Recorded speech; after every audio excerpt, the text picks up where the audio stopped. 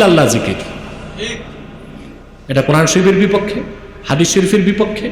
কোন সাহাবী এরকম জিকির করেন নাই এবং ইজমা দ্বারা প্রমাণিত না। শুধু চিশতিয়া তরিকার কিছু পীর করেছেন, তবে সেটা ময়দানে করা যাবে না, খানকাহে করতে হবে। কারণ আল্লাহ কালেমা দিয়েছেন লা ইলাহা ইল্লাল্লাহ। তোমার 14 গোষ্ঠীর ক্ষমতা আছে নাকি আল্লাহর কালেমাকে 2 ভাগ করবা? আসল বেদাতের খবর নাই, দূরবীন লাগায় আহলুস সুন্নাহ আহলে হকের দিকে। আগা গোড়া বেদাত, আকীদায় বেদাত, আমলে বেদাত, খেলাফতকে বাদ দিয়া আব্রাহাম লিঙ্কনের গণতন্ত্রের পূজারীরা আমাদের দিকে দূরবীন লাগায় বেদাতের। চোখ খুলে ফেলবে বাংলার মুসলমান।